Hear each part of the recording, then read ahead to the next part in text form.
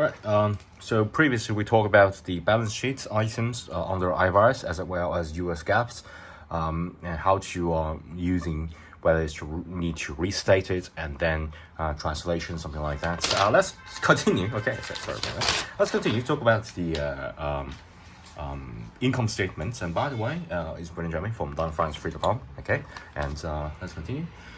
So so under the IFRS. And income statements. Okay, income statement items. If you think about this, it's a really simple one. Income statement, which means that it reflects the selling, whether it's like a product or some service.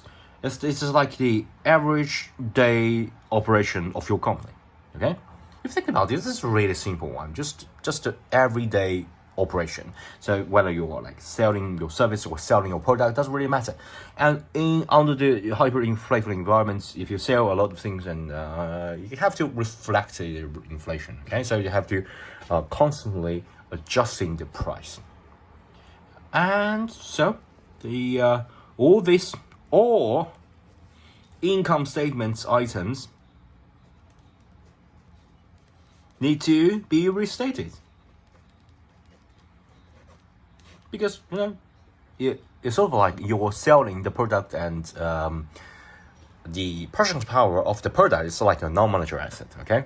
So that thing doesn't change. It's just a money depreciation. So like you can sort of treat this as a thing traded for a thing, and this thing is your product. This thing is money, okay? Money depreciate, okay? But that thing that you're selling doesn't change.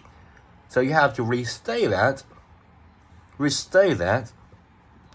this thing according to the sort of hyperinflation environment. You can't use this because it depreciates a lot. Okay, you have to restate that to here, and then you trade it. Okay, so you change it. Restate it means that you sort of using this new money. Okay, new kind of thing. Okay, because it's like use this thing A to trade thing B. Okay, you use the new thing B to represent the purchasing power here. Okay, you sort of trade it here. That means restate it, and then you use the new foreign exchange rate to change that to another currency. Okay, so so the all income statement item needs to be restated, and of course they will have a net. So why I'm saying net because you can get a foreign exchange rate gain or loss. So the gain or loss, okay, and this gain or loss is like arising from mainly because if you like non-monetary assets, mainly the gain or loss is from holding monetary assets. If you got a non-monetary asset, so for example, like under some extreme scenario, the company does not hold anything that does not hold any money at all. So everything will be reinstated and change according to the new foreign exchange rate. So it doesn't really matter that much. So it doesn't have any gain or loss because everything is restated. But if you're holding mainly holding monetary assets or monetary liabilities, mainly I think monetary liabilities is bigger than monetary assets. But that's a completely different story.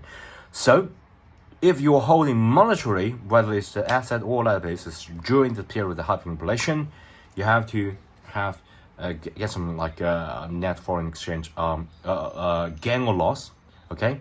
And that gain or loss, it's not foreign exchange gain or loss, that gain or loss will go directly. Previously, it's just the foreign exchange gain or loss. You will get the other comprehensive income, okay? But it's hyperinflation, okay? So under the hyperinflation, how do you say hyper? Okay, hyperinflation. It will just to realize that in the net income, okay? You want to show that. You don't want to hide it because it's just something going on here. You invest in a certain country, that country involved some hyperinflation. That's your decision, and you have to reflect that in the income statement. You have to tell the investor that, okay, we are experiencing some of the problem of our investment in a certain country. That's because the country is experiencing hyperinflation. We did not see that coming, so we have to record that in the income statement rather than hide that on the OCI. Okay, so I hope that helps. Please give me a thumb up and subscribe to my channel. Okay, thanks. Bye.